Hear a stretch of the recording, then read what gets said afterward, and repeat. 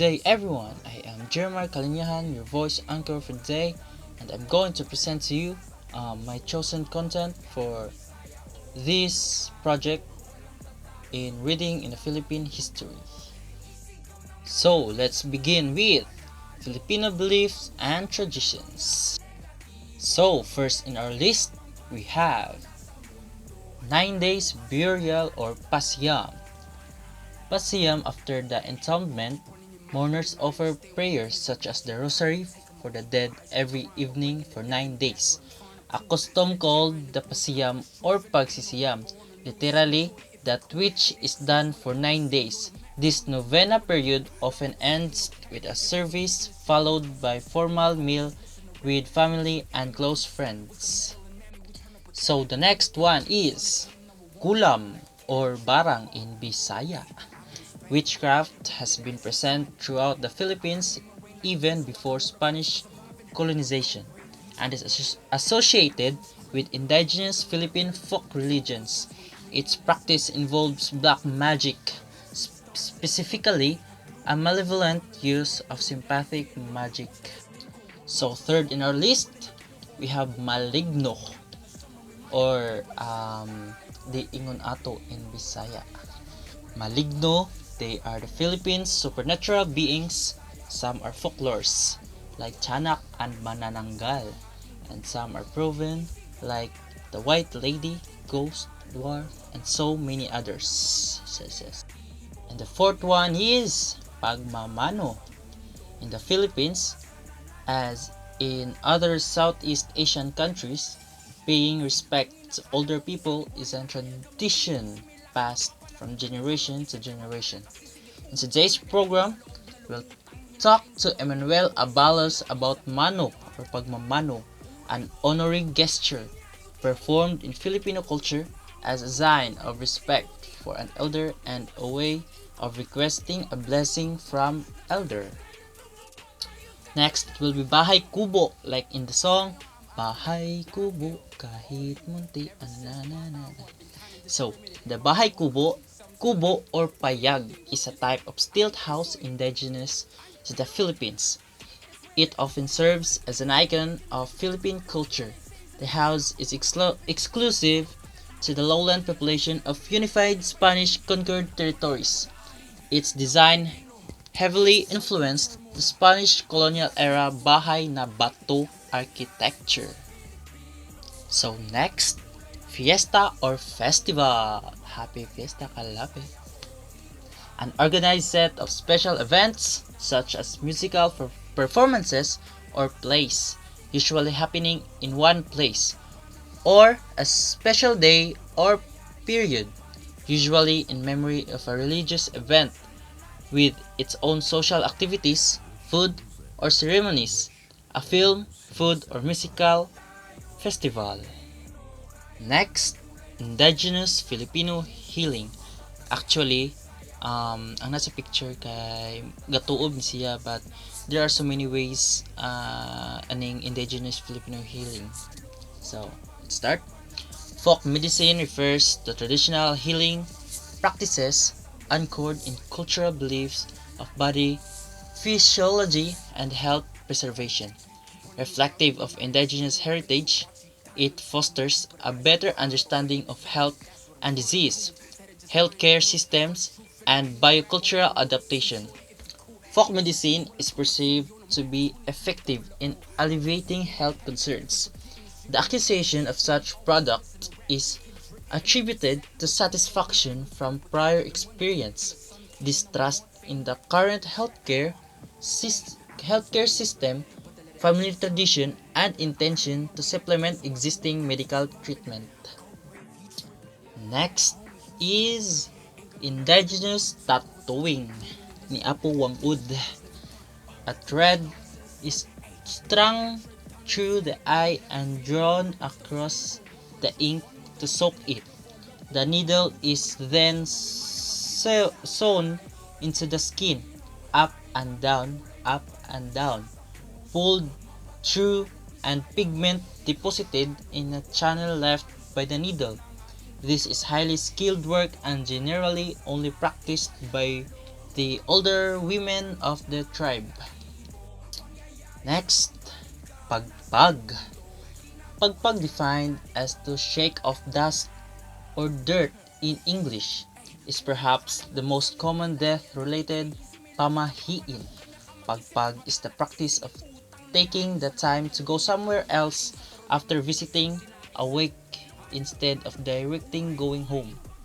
It is done as a way to confuse the spirits and to avoid having them follow you home. Nowadays, convenience store, 24-hour coffee shop, and fast food restaurants are the most common places where people go as a practice of pagpag. Like, kanang 7-Eleven, kalingod na dungan ng pagpag. So next, balikbayan box. A balikbayan box is a corrugated box containing items sent by overseas Filipino, known as balikbayans, literally returning to the country or nation. Though often shipped by freight forwarders specializing in balikbayan boxes by sea, such boxes can be brought by Filipino returning to the Philippines by air. Next is budol fight. Bahalag way pangunaw, punit lang diha. Kamayan in Tagalog and in Bisaya kinamot. Translate to by hand and describes the method of eating with your hands. It's best used during a budol fight where you share a meal with friends and family over a banana leaf lined table filled to the max with delicious ulam or main dish. Yes. The other one we have harana. Uso pa ba ang harana? Ay, dire. It is a traditional form of courtship music in which a man woos a woman by singing underneath her window at night. It is widely practiced in many parts of the Philippines with a set of protocols, a code of conduct, and a specific style of music. We have bayanihan. In the Philippines, there is a cultural value known as bayanihan. It refers to the spirit of communal unity and cooperation in achieving a shared goal. This value is deeply ingrained in the Filipino physique and it has become an essential aspect of the Filipino way of life. So, we're done in Filipino belief and traditions. Let's proceed to Filipino dishes. Ay, dami, kagutom. First in our bucket list, we have adobo. Adobo is a dish that is usually made with meat, chicken, pork, or beef marinated in vinegar, soy sauce, garlic, and other spices. The meat is slowly cooked until it becomes tender and flavorful. Next, we have humba. Humba, also called homba dish, got its name from the term humot na baboy in Visayan. That means aromatic pork, both referring to and describing the pork dish characteristics. Pork humba originates from the Philippines, popularly cooked in Visayan and southern region. This dish was influenced by the Chinese dish hongba or red braised pork belly, which was introduced to Filipinos by Chinese immigrants but has evolved and differed in terms of taste from the humba we know. And the last one, we have Filipino lechon. Ang lechon nga panit ay mahalin, ang unod ilabay-labay. So, lechon comprises a whole pig spit roasted over charcoal and flavored with oil and spices. It's a dish typically served to celebrate special occasions like fiesta. Filipino birthday parties and Christmas dinners often have lechon or two on the menu. So, we are done in the Filipino dish. And now, let's continue to the historical places. Yay! So, first in our bucket list, we have Diplomat Hotel. Diplomat Hotel, the Dominican priest originally built the Diplomat Hotel as a seminary in 1911. It functioned as a school for many years before the government converted it into a hotel. According to lore, when the Japanese conquered Baguio, many Filipinos, including soldiers, priests, and nuns, were killed and decapitated. Over the years, many residents and visitors claim to have heard unusual screams and seen priests and nuns with severed heads at the hotel. To add more mystery to this sinister tale, the hotel's manager died on the premises from what appeared to be a heart attack. Akan ni, di ko palupig ang bukol. We have Punta Cruz Watchtower. Oriented northeast, the watchtower was used as a defense system against Moro pirates in the south. It was built under Augustinian Recollect priest Father Manuel Sanchez de Nuestra del Tremandal and was finished in 1796. The fort of Saint Vincent Ferrer, Spanish kay Fuerte de San Vicente Ferrer, or commonly known as Punta Cruz Watchtower in Tagalog, Bantayan ng Punta Cruz, is a Spanish colonial era watchtower located at the western tip of the municipality of Maribojoc, Bohol, Philippines. Kan ni Bohol pud ni. The Blood Compact Shrine. The Blood Compact Monument is an artwork that is made to honor the first international treaty between the Philippines and Spain. The memorial stands in an area along the side of what is now known as Tagbilaran East Road in the Bohol district. Its current spot holds historical significance since it is where Miguel Lopez de Legazpi and Raja Sicatuna performed a blood compact on March 16, 1565. These gestures supposedly signified peace and friendship between the foreigners and the natives of Bohol.